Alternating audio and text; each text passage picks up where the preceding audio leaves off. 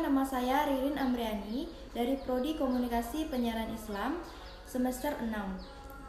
Saya di sini akan menjelaskan materi tentang teknologi perkembangan media dan penerimaan masyarakat oleh dosen pengampu mata kuliah Sosiologi Komunikasi yaitu Bapak Rohman Fadli. Baiklah, langsung saja saya akan menjelaskan bagaimana perkembangan teknologi media pada saat ini. Perkembangan teknologi media yang berkembang di era globalisasi saat ini berfungsi untuk mempermudah, mempercepat, atau memberi alternatif lain bagi pilihan berkomunikasi dan mempermudahkan manusia untuk mendapatkan informasi. Teknologi memungkinkan industri media untuk memproduksi media yang lebih beragam. Setidaknya terlihat dari konvergensi media yang tidak hanya tersedia dalam bentuk cetak saja, tetapi juga tersedia dalam bentuk audiovisual hingga online. Proses penyampaiannya juga pesan melalui media pun mengalami pergeseran. Jika selama ini media menjadi pusat informasi dan informasi itu diberikan atau dipublikasikan dengan satu arah, kini menjadi lebih interaktif.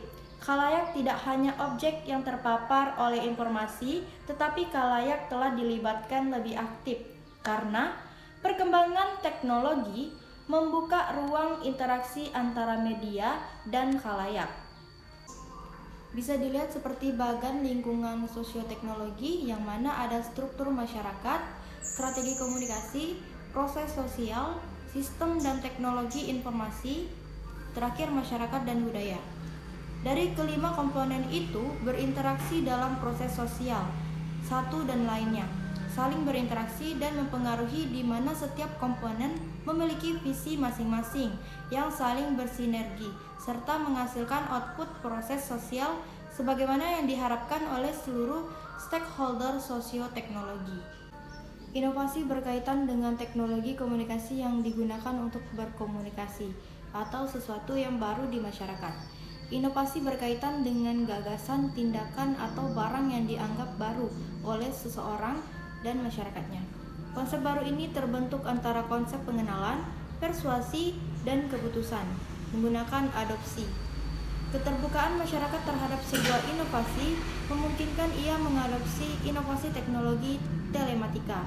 Informasi sebelumnya tentang sebuah inovasi menjadi alasan terhadap sikap ia untuk menentukan sikap menolak atau mengadopsi inovasi itu. Namun, informasi cenderung mendorong keterbukaan dan keterbukaan mendorong sikap menerima inovasi. Serta sikap menerima inovasi mendorong perilaku untuk memanfaatkan atau menggunakan inovasi tersebut. Dalam masyarakat sering terjadi tarik-menarik antara struktur sosial yang mempengaruhi budaya atau budaya yang mempengaruhi struktur sosial. Dalam hal ini termasuk di dalamnya adalah tarik-menarik antara media massa yang berpengaruh perubahan sosial atau sebaliknya.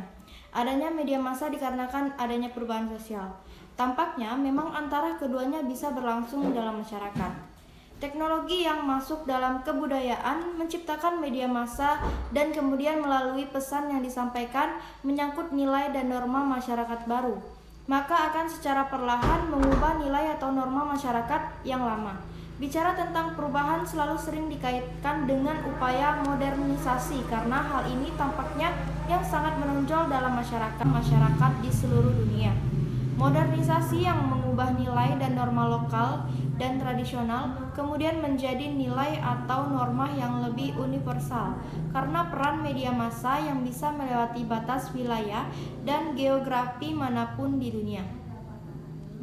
Modernisasi seringkali pula disebut sebagai westernisasi karena nilai dan norma di negara-negara baratlah yang kemudian disebarkan melalui berbagai cara termasuk di dalamnya media massa ke negara-negara lainnya. Banyak pihak yang menentang modernisasi, namun pihak lain mendukung. Artinya ada dua kutub yang menyatakan bahwa nilai-nilai baru selalu membawa kemajuan. Namun kutub lain mengatakan nilai-nilai baru seringkali menimbulkan ketidakstabilan dan pergeseran nilai-nilai lokal tradisional yang sesungguhnya sangat pas untuk wilayah tersebut. Samuel Koning mengatakan bahwa perubahan sosial menunjuk pada modifikasi yang terjadi dalam pola-pola kehidupan manusia. Modifikasi tahap produksi dengan mesin. Perubahan ini dianggap cepat karena mengubah sendi pokok kehidupan masyarakat, seperti sistem kekeluargaan, hubungan antara buruh dengan majikannya, dan seterusnya.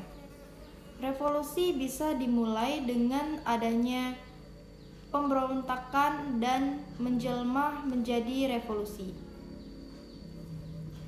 Faktor terjadinya perubahan sosial. Yang pertama, perubahan sosial terjadi karena adanya hal-hal yang dianggap sudah tidak lagi memuaskan di dalam masyarakat. Selain itu, ada kondisi-kondisi tertentu seperti bertambah atau berkurangnya penduduk masyarakat. Dan yang kedua, penemuan-penemuan baru atau disebut dengan inovasi. Yang terakhir, terjadinya pemberontakan atau revolusi. Baiklah, mungkin itu saja yang dapat saya sampaikan materi mengenai perkembangan teknologi media dan penerimaan di masyarakat. Baiklah, saya akhiri. Wassalamualaikum warahmatullahi wabarakatuh.